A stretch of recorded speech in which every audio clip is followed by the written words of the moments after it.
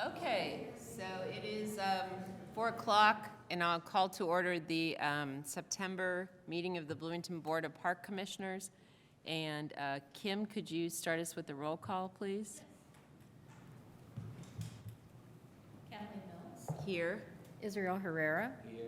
Jim Whitlatch. Here. Okay, so we do not have Ellen Rodkey, but we do have a quorum today, so we can go ahead and proceed with our meeting. And we also wanted to acknowledge that this is Paula McDevitt's last Parks Board meeting. You think you might come back sometimes just like pop in on the public comment or anything? Okay. So we wanted to publicly thank you for being so dedicated and so attentive to absolutely everything over these years, 35 years of service in the Parks Department. And really, I could see in the time that I've been working with you from the smallest sort of contract or personnel issue to the largest budget or community concern, you have been absolutely amazing in all of it. So we have some flowers for you. And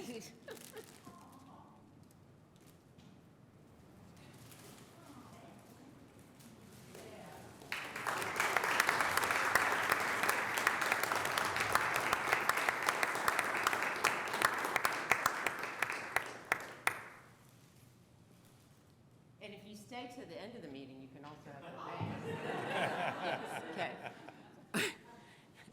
And then Mayor Hamilton, did you want to say a few words? Thank you very much. Yes, I do. Thank you, Board of Parks Commissioners, for all that you do and have done and will do.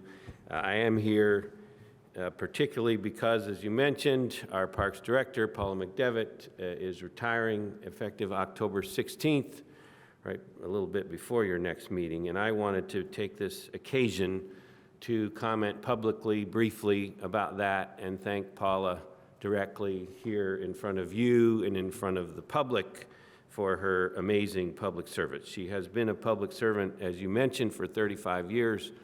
I've worked with Paula directly for the last 8 years as the Director of Parks and Recreation. She is an extraordinary, exemplary public servant. She has assembled a wonderful team, which has evolved in your time. Many of whom are here in the room. I won't start naming them, but she has been a terrific recruiter and leader, a servant leader with them to continue the tradition of a fantastic department.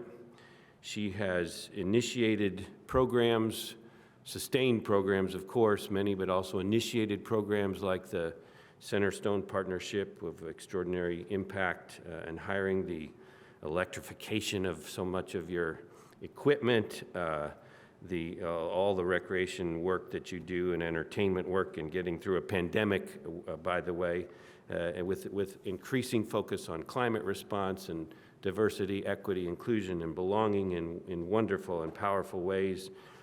Paula is a planner, like Parks people are, organized, developing the strategy, developing the long-range plans, which is so important as we can get swept up in individual events and decisions, and those are important, but also keeping the eye on that long-term ball. You've done an amazing job with that, Paula.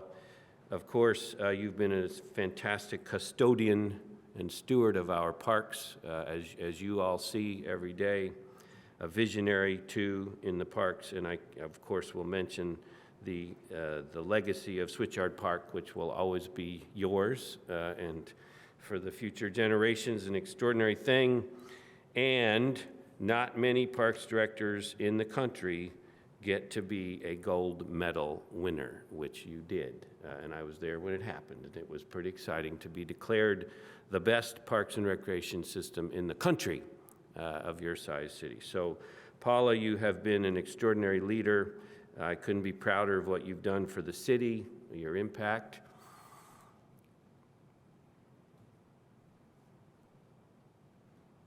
It's nice to see you ride off into the sunset, I guess, too, in a way that puts a smile on your face, and mine too.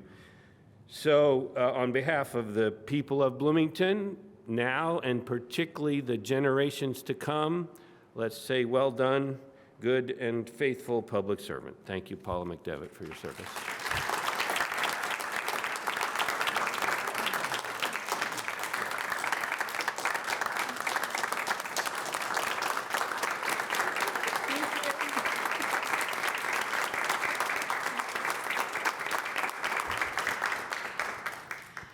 Wow. Well, thank you, Mayor Hamilton and Board of Park Commissioners, and to the staff gathered behind me. This is what makes what I'm very excited about retirement, but what makes it bittersweet.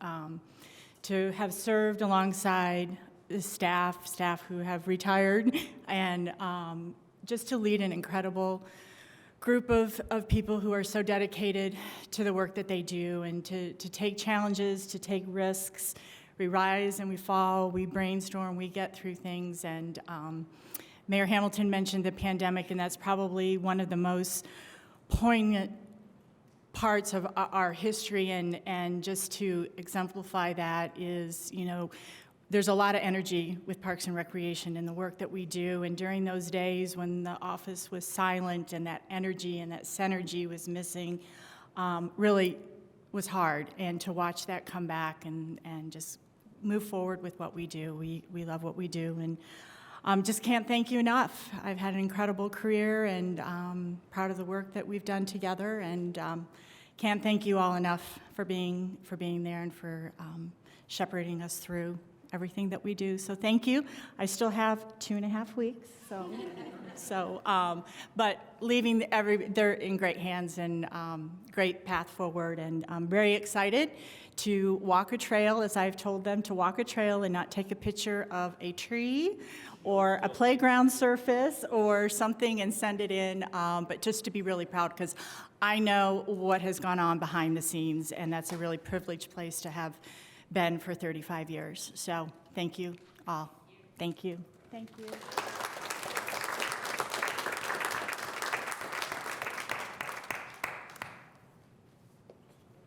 Okay, and then we will move on with our regular consent calendar, Section A,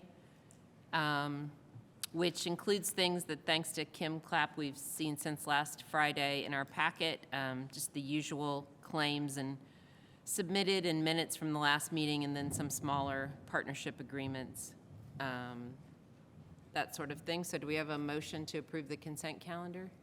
Move to approve the consent calendar this time. Okay. And a roll call vote, please. Aye. Israel Herrera. Aye. Jim Whitlatch. Aye. Okay. That motion is carried. And then in our Section B, we have public hearings appearances. And first up, Emily Book. No, wait, today, no umbrella? For the, okay, all right. I was like, you always have the special umbrella, and now it's pouring. And okay, panicked me for a so second. I was tell like, us about Hattie Johnson. Okay, good afternoon, everyone. Emily Boot, Community Relations Coordinator, and the Bloomington Parks and Recreation Department would like to recognize Hattie Johnson with the September Bravo Award. Hattie works on the Empower Families Committee through the Bloomington chapter of the Alpha Kappa Alpha sorority. She organized and ran a take-home food program for Banneker summer camp children so they and their families wouldn't go hungry over weekends during the summer. Hattie is also actively involved all year long in helping Banneker and Fairview combat hunger and food insecurity for students at the elementary school. And she was just telling me about the Thanksgiving program that they're working on, hoping to be able to provide meals throughout the week as opposed to just the day. Food insecurity is a very real problem for children in Bloomington and at the Banneker Center, but the work Hattie and Alpha Kappa Alpha do to help fight this is very appreciated by the department, the school, and all the families. So thank you.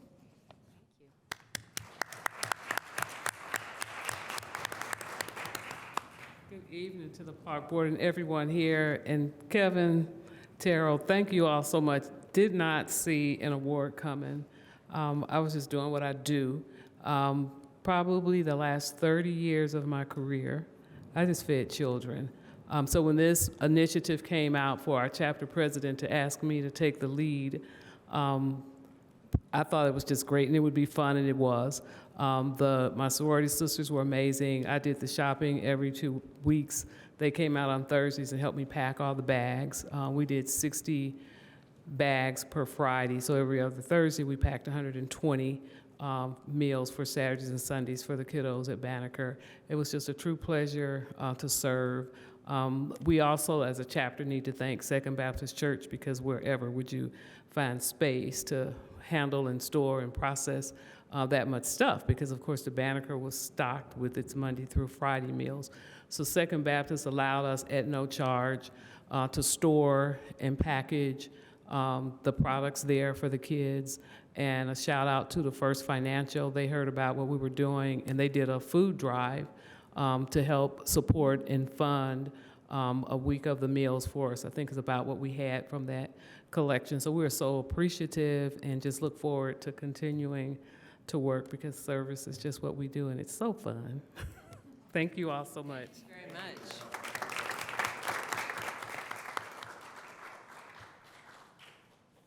Very important, and especially to help out kids during those school breaks when a lot of people are not necessarily thinking of that. So thank you again. And then next up, we have a staff introduction from Zane.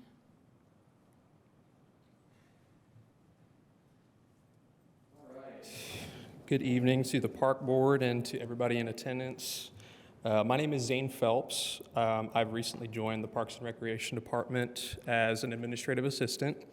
I recently moved to Bloomington in mid-August, and I got to tell you, I'm delighted to be joining this really incredible community. But my excitement really peaked whenever I found out I was going to be working for the city of Bloomington in really one of its most celebrated and acclaimed departments.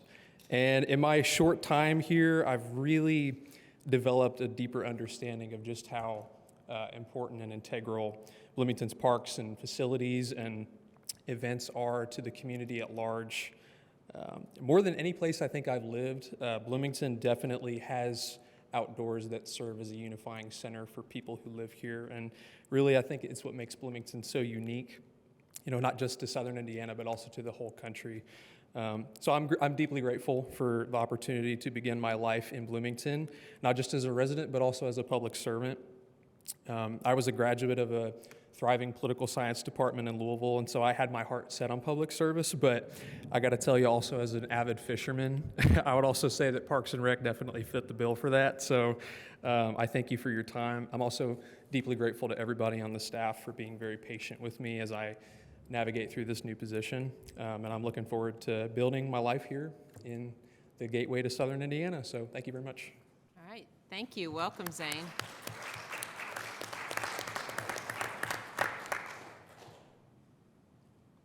Okay, and then Paula, yes. Abigail is here. We Okay. had her lower down on the agenda, but Oh. she's here and can do her staff introduction. Okay, sure. Abigail Garcia Flores, down, yes, hello. Doing? Oh, I just have to start off by being honest. I was really nervous about being here and presenting, but I'm really happy to see familiar faces such as Professor Herrera. I've had the opportunity to work with him and also with my former manager, Joanna Sparks. Just feel like there's a lot of good energy in here, so it makes me feel a little bit better. Well, first off, a little introduction about myself. My name is Abigail Garcia, and I am the new operational fellow for Parks and Rec. I was born in Brooklyn, New York, but I was raised in Goshen, Indiana, so I'm a big Hoosier at heart. This will be the 5th year I've lived in Bloomington, and I just find new ways to love it every single day. It's so beautiful, down to the people, down to the farmer's market, down to the school. I have a lot of appreciation for it. I'm a first-year graduate student at IU, and I am obtaining a Master's of Science in Environmental Science with a concentration in Ecology and Conservation. This will be my second time working for the city. The first time, how I mentioned, I was working under Joanna Sparks in the landscaping department, planting all the beautiful native plants around the city, and now I'm assisting the manager of natural resources in grant writing and planning an accessible trail. So just life is amazing, just so many good things that I've gotten the opportunity to do in Bloomington. Further from here, I'm just really excited to get to meet more of you and also just to see you guys around town and hopefully make new projects around here to make Bloomington better. Thank you. All right, great, welcome.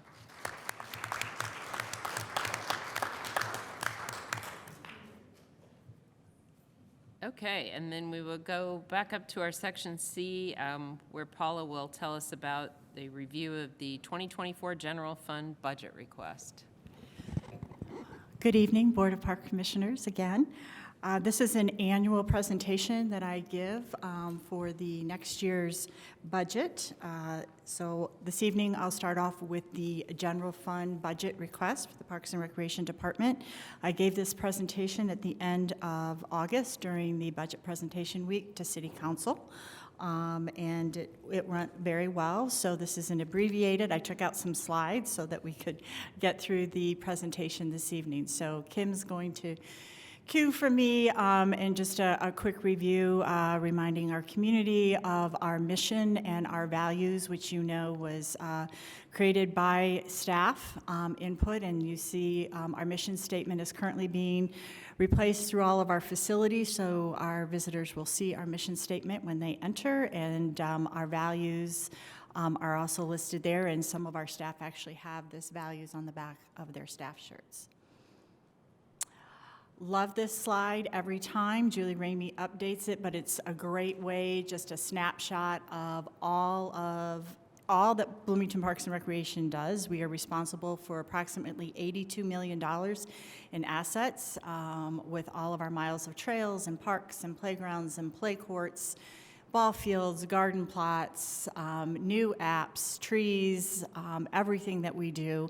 And we do it with full-time staff, union staff, and as you know, during the summer, between 300, 350 plus seasonal staff. Our annual reports, I included this year because I think it's important for the community to know that every year we put out an annual report that has our financials and goals achieved by each program area, and these can be found on our website. In the 2022 annual report this year, the Bloomington Parks Foundation also submitted an annual report just to show their support and everything that they do for the department. Reminding us always of our 5-year master plan, and these are the 4 goals that we continue to work towards. Our budget goals are based on these 4 goals. Our strategic action plan, which really gets down into the detail of our budget goals, all are tied back to our master plan, which we went through that process during the pandemic virtually in 2020, and you formally approved our master plan in 2021. It is good for 5 years. And so in 2025, that process will start all over again, and you will be presented with another brand new 5-year master plan. This is a great slide that I'd like to include. Our master plan process kicks off with a community interest survey every year, and our community told us in our last master plan, and what our goals are directed towards, is they want us to continue to connect trails. As you know, our trails system is very important and large, and we like to look for ways to continue to connect to trails, and we all know that that takes a long time to plan and to find funding for. Focus on maintenance, basically taking care of what we have is very important to our community, and then reduce vandalism and address safety. This is our staff, several who were here this evening. This picture was taken at our annual staff retreat that we hold every December. And the staff are divided into 5 action teams, and this process has really produced some wonderful initiatives and programs, and it involves all of our staff, and each action team is represented by all the divisions, so it's an opportunity for staff who normally don't work together in their particular divisions to work around these different topic areas. Some challenges, just briefly. Again, we present a lot of this in the contracts and the partnerships that we bring before you, but we still continue to see an increase of costs and supplies, services, and project bids. Sometimes it's hard even to get enough bids for a project. Recruiting and hiring seasonal employees, continuing to put a lot of emphasis on that. We're seeing a little bit of an improvement that with full-time positions, but it's still a challenge every year. And then just addressing vandalism and incidents in parks and making repairs, covering up graffiti as soon as it happens, and those types of things continue to be a challenge. But however, there's always benefits to what we do, the mental health and physical health, creating community, which is very important to us, and we have so many opportunities to do that. And some trends. We are always keeping an eye to the trends so we can stay ahead of that curve to know what's coming, what's trending in, what's trending downward. No surprise here. We continue to enjoy golf, great business out at the golf course. Pickleball, it's come before you several times, so you know that. Trail usage is at an all-time high. People continue to use our trails. Community events, great participation this year, and our nature programs. Our work in sustainability and climate action, a lot of this work has been done in the climate action team, which has been wonderful. They have had a huge initiative this year of purchasing all kinds of battery-operated equipment, from mowers to this handheld equipment that you see here.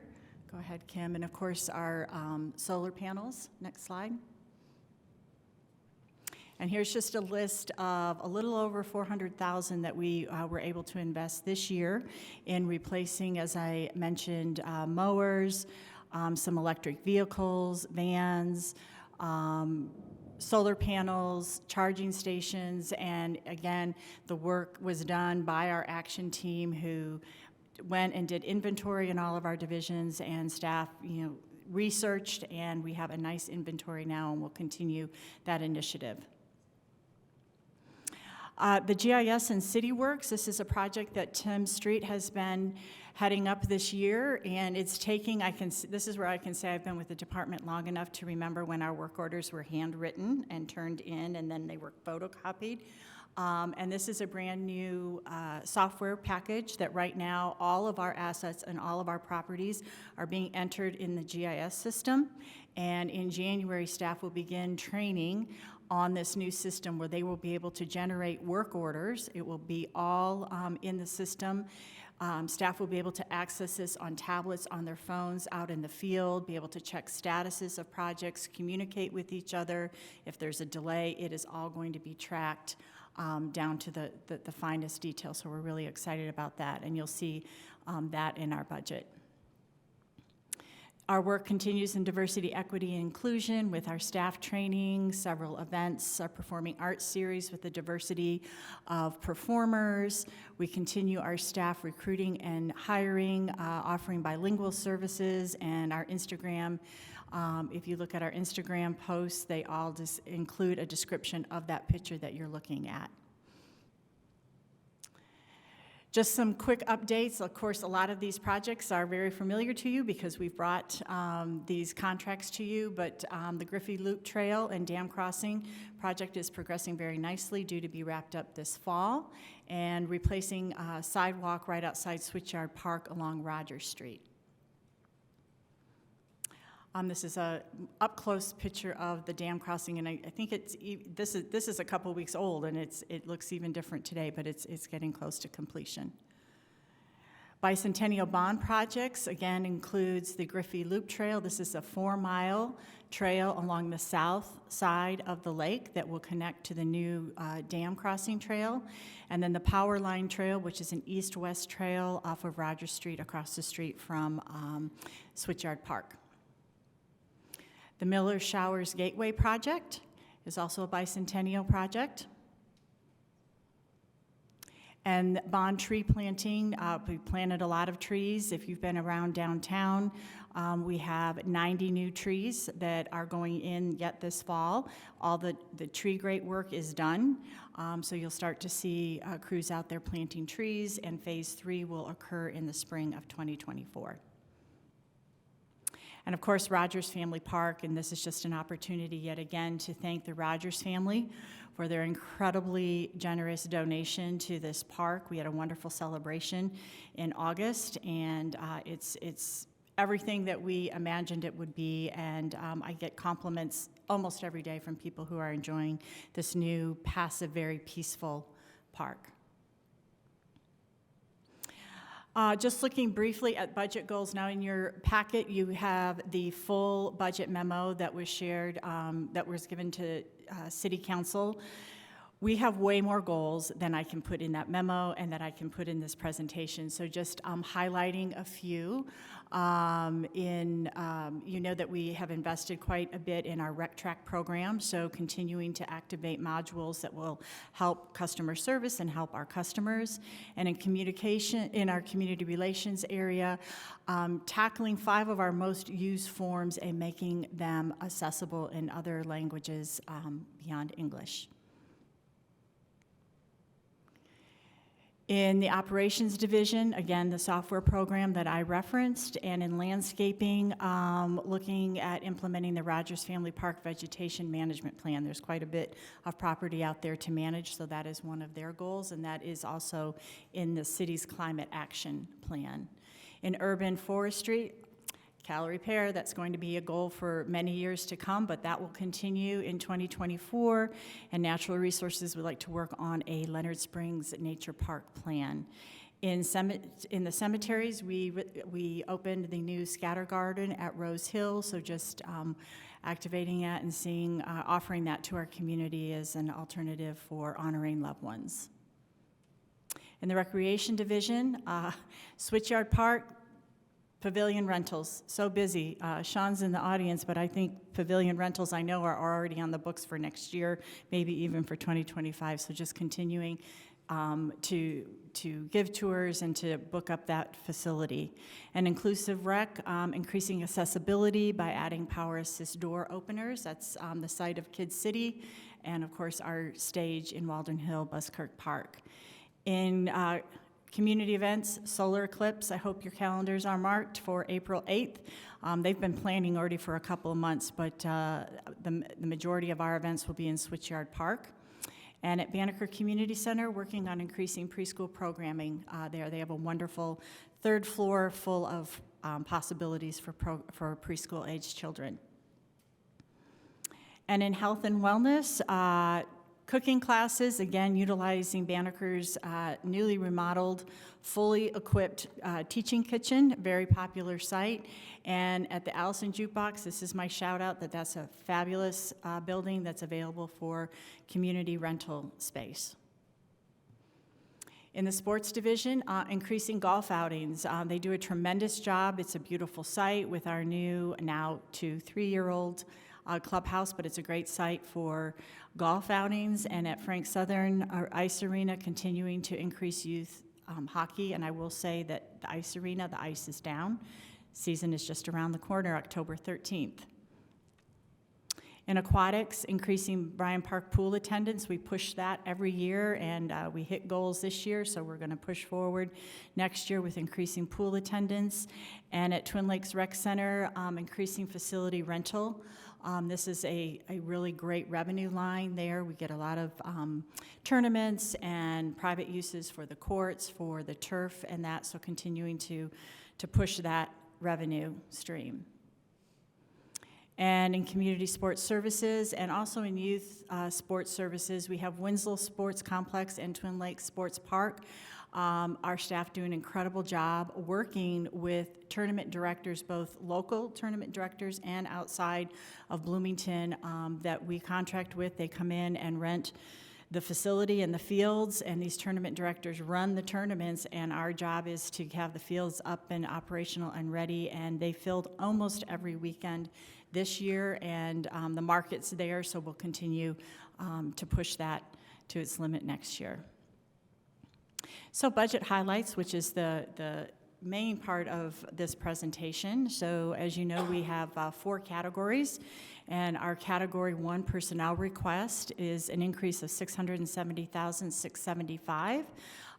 We will have 2 new positions joining our staff next year. This will be the Special Projects Data Analyst Manager and a Digital Content Coordinator. Earlier this year, we underwent a organizational review, which was part of our master plan, is to continue to looking at staffing, and the outcomes of that is that a special projects data analyst, so many of our decisions are based on data, being able to do evaluations, manage projects, special projects, assist with the accreditation process, the strategic action plan. And digital content coordinator is also going to be joining the staff. Currently, I mean, social media, we have a really big presence in social media, but that is all carried out by approximately no less than 11 of our staff who this is just part of their job, and they've picked that up over the years as it has become apparent that we really need to have a social media presence. So taking all of that and combining it into one position that will not only do social media, but digital content, video, and just manage all that and support community relations. And then, stay there. Sorry. Operations labor, again, just taking care of what we have. There is a crucial need here, and in this position, we actually took some seasonal wage money and pushed it up into creating this full-time position, again, to address the difficulty that we have in hiring seasonal positions. And then the proposed cost of living increases for full-time non-union staff goes into this, and then living wage. We have paid living wage for the past several years for our seasonal staff, and that is a 3% increase this year. Category 2 supply requests is a decrease actually of $52,847, and that is due to staff just, this is a zero-based budget, and zero-based budgeting that occurred and not needing as many supplies, doing a really good job with managing institutional supplies, office supplies. Those are the categories that fall into Category 2. In Category 3, we have an increase of $136,380. Everything's going up a little bit, but water and sewer, as you can imagine, we have irrigation systems. We fill 2 pools. Water is very important to us. We will be hiring a consultant for the farmers market. Believe it or not, the farmers market turns 50 next year. So hiring a consultant that's going to come in and do all kinds of focus groups and look at our history. And we're quite anxious to see what the outcome of that is. We've never done that for this particular area. Machinery and equipment repairs at Bryan and Mills Pool. Pools, it's rough on mechanical rooms, and that so we have some significant pumps that need to be replaced. We want to get out ahead of it and get those items ordered early in the spring. As you recall, we had a pump at Bryan Park Pool in the top pool that powered the mushroom, and that was back ordered, and I think we turned the mushroom on in July. So we just want to be out ahead of it and make the improvements that are needed at both pools, and I believe this fall DTUDA will be presenting the report on pools this year, and you'll see our pools attendance has gone up yet again this year at both pools. And then finally, contractual services for Frank Southern website, and it's a gold medal video. Both of those that are in community relations. Frank Southern Center, we have a website planned for that particular facility so that people can go on and see everything there is to see, take a tour of the facility virtually. Twin Lakes Rec Center and Switchyard Park currently have their own websites. They're linked off of the park's main website, but we get a lot of hits and answer a lot of questions and just are able to really promote these facilities when they have their own website. So golf course is currently underway this year, so Frank Southern will be 2024. And gold medal, it's that time of year, again, to put our gold medal video together. And finally, Category 4, capital outlays, is a decrease of $853,100 or 80%. We accomplished a lot last year. The $218,000 that we are asking for are some battery-operated equipment. Again, we have a big fleet, trucks, mowers, vans, things like that that are continue to be in our capital.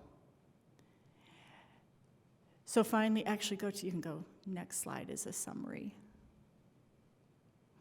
So our total budget request for 2024 is $11,867,242, and actually go back one slide.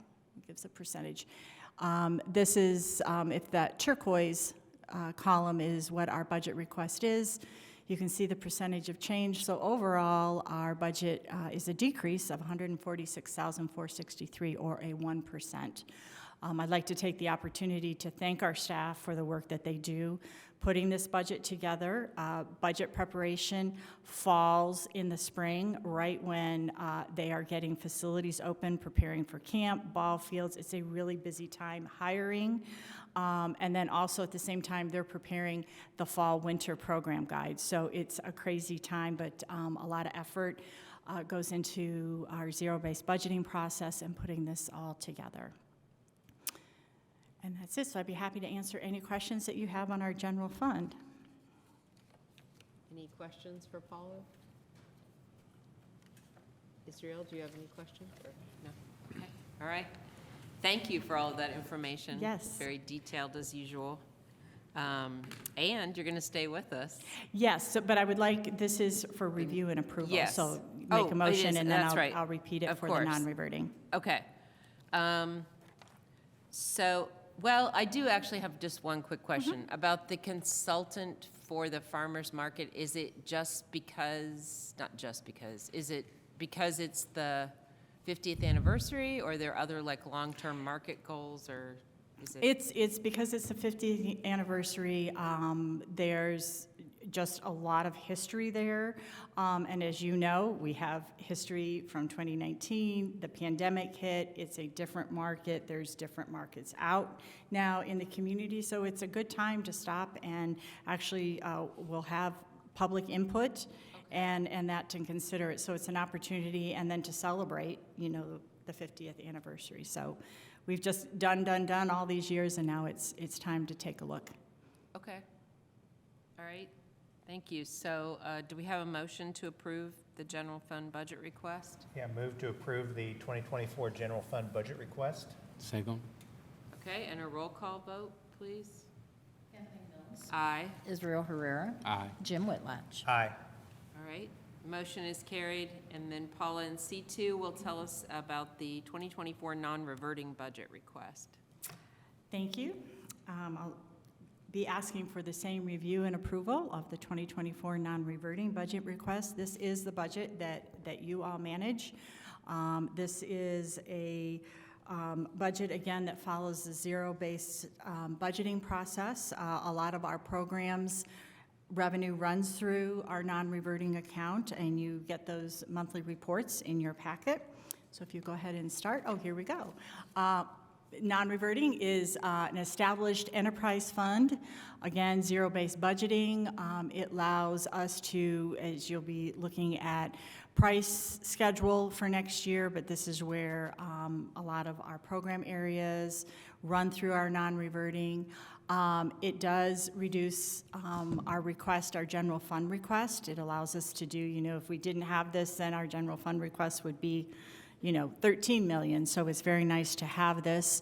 And then it, again, incorporates input from leadership staff. So category one, and it's a much shorter budget presentation, I should say that too, but follows the same model with the 4 categories. So category 1, personnel, and this is where a lot of our seasonal staff run through, and it's an increase of $35,672.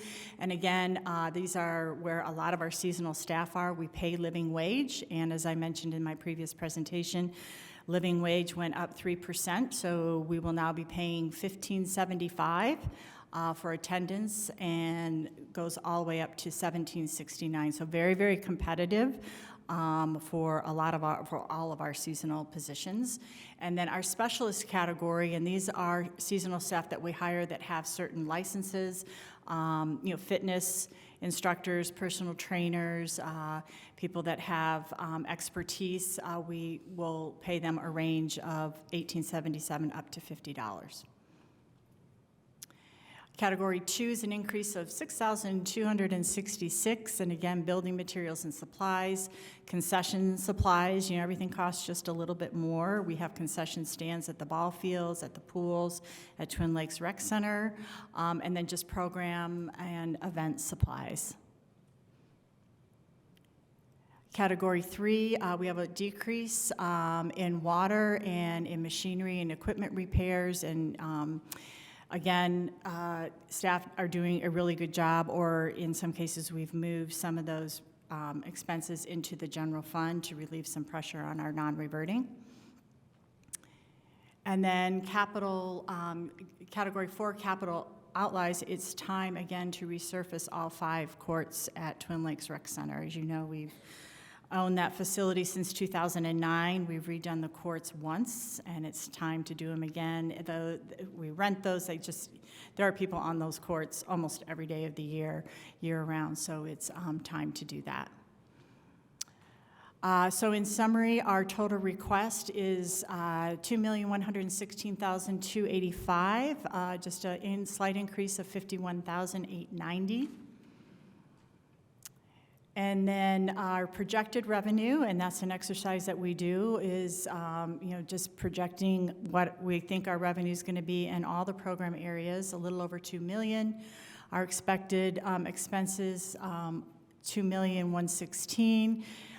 With a negative 103.97, and every year that I present that, it's got a little negative, but overall, these are really hard to project, but we always end the year in a positive. And it's, I like to show this slide to show that currently in our non-reverting balance is 1.3, so very, very healthy.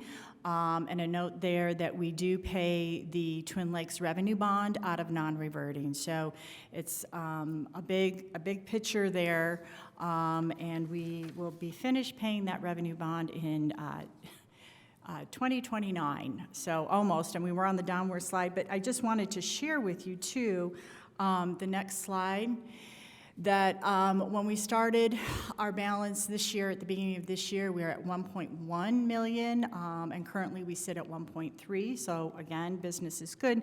But I wanted to just quickly share with you, that we hit some scary times during the pandemic where that dipped well below. I think we ended one year about 750,000. So as far as the revenue that we make, where we end in the positive, in 2020 we ended the year about 500,000 up. In 2021 it was 210,000 in the good, and then in 2022, I'm sorry, let me start all over again. In 2020, we had a loss. That was the pandemic. We had a $500,000 loss. In 2021, it improved a little bit, but we still had a $210,000 loss. So coming out of the pandemic and hoping to recover, in 2022, we had 148,000 to the good. And right now, today, we're at 163. And I think it's just important. We took a significant hit during the pandemic because so many of our programs were canceled and closed, and it really hurt the non-reverting. And as I said, at one point, we were as low as about 750,000 in our non-reverting. So to see the 1.3 is very healthy, and I predict it will continue to grow there. And that's it. So I just ask for your review and approval. All right, thank you. Any questions for Paula about the non-reverting budget request? I believe so. Okay. Move to approve the 2024 non-reverting budget request. Okay, and a roll call vote? Kathleen Mills, Aye. Israel Herrera, Jim Whitlatch. Aye. Okay, thank you, Paula. Thank you. And then in item C3, Kido would tell us about this is our annual fee waiver for the Parks Foundation golf outing. Thank you. Kido from Sports Division. Staff recommend that fees for Bloomington Parks Foundation Annual Golf Scramble be waived on Wednesday, October 4th, 2023. This event is a fundraiser for Bloomington Parks Foundation. The tournament generally raises $5,000 to $9,000. The foundation provides scholarships for Bloomington Parks and Rec programs such as summer camp, golf camp, swim lessons, and Bloomington Youth Basketball. The shotgun start is at 1:30 p.m. on Wednesday, October 4th at Cascade Golf Course. Happy to answer any questions. Okay? I don't think, Move we approve? yep. Second. Okay. All right, and a roll call vote? Kathleen Mills, Aye. Israel Herrera, Aye. Jim Whitlatch. Aye. Okay, motion carried. Thank you, Kido. And then in C4, Shelby Drake will tell us about the partnership agreement with Lisa Greathouse for use of race timing equipment. Shelby Drake, Health and Wellness Coordinator. Staff is recommending approval for the partnership between Parks and Recreation and Lisa Greathouse for wellness programming through the end of this year, December 2023. No funds will be exchanged during this partnership agreement. Parks and Rec will be entering into this partnership with Lisa. Lisa privately owns race timing equipment that we will be using for the Veterans 5K. In exchange, we will provide one in-kind shelter. She also coaches a cross-country team, so she will host her cross-country team at our shelter. I believe it will be the Woodlawn Shelter out at Bryan Park. The Veterans 5K is coming up soon. Registration is open. It will be on Veterans Day this year, Saturday, November 11th, 9 a.m. We will step off. We have a speaker from the Wounded Warrior Project coming to join us and promote it. So happy to answer any questions. Okay. No. Move to approve the agreement with Lisa Greathouse for the use of race timing equipment. Second. Okay, and a roll call vote, please. Kathleen Mills. Aye. Israel Herrera. Aye. Jim Whitlatch. Aye. Right, motion carried. Thank you, Shelby. Thank you. And then it wouldn't be a meeting without Tim Street. So Thank you. C5 is review of a trail closure permit application with E&B paving for trail repairs. Yes, thank you, Commissioners. Good evening. Tim Street, Operations and Development Division Director for Bloomington Parks. Before you tonight is review approval of a trail closure permit for E&B paving, which staff recommends approval of. Commissioners approved a contract with E&B paving several months ago for various park infrastructure repairs in accordance with the new trail closure policy that we passed at the start of 2023. We are bringing forward the beeline closure to you for the work to commence. Some work has already been done. They've worked on the RCA parking lot. It was part of that contract. I believe that was resurfaced today. As soon as tomorrow, depending on the weather, they will be ready to start on resurfacing the beeline between 2nd Street and the Convention Center, which will require a closure of approximately 5 days. For this, we've worked closely with the engineering department and the street department and appreciate their coordination and help in selecting an appropriate detour route, which will be west over to the sidewalk along Madison Street, and then between 2nd and 3rd. And special shout out to the street department. They went out and mitigated some accessibility, trip hazards, things like that along the route before the detour goes into effect. There will be a second closure in October at some point of approximately 5 days for work on the Grimes Bridge. The Grimes Bridge over Grimes Street on the Beeline will receive some decking repairs and will have a detour with a temporary crossing of Grimes Street, including, I never knew this before, you can actually create a crosswalk with temporary tape. So there'll be a temporary tape crosswalk with a beacon lit for people to cross Grimes Street, which is one of the busier cross streets of the Beeline for those 5 days. And in both of these cases, I know today's has already tentatively gone out on our social media today, pending tonight's approval. And then the one in October we will announce as we get a little closer and have a firm date. Okay. All right, thank you. Any questions for Tim? Okay, move to approve the trail closure permit application for E&B paving for trail repairs. Second. Okay, and a roll call vote? Kathleen Mills. Aye. Israel Herrera. Aye. Jim Whitlatch. Aye. Thank you. All right, motion carried. Thank you, Tim. And we don't have any other reports this evening, so we can move to Section E, which is our public comment period, and we'll ask Kim to check online for us, and then if there's anyone here in person who would like to make a public comment, we just ask that you come up to the podium and tell us your name and sign in, and we usually allow for 2 minutes of public comment. And for those online, if you would raise your icon hand, we'll call on you when it's your turn. I think there should be, is there a sign-in there for?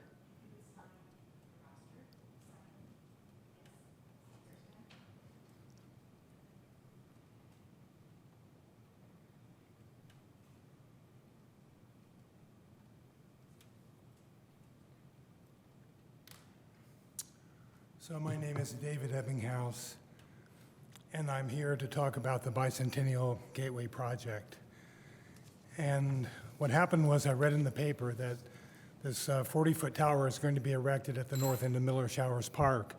And I just finished writing an article about the artistic legacy of Jean-Paul Dario, which was published in the last issue of The Writer and the previous one, and I discussed the sculpture there in depth.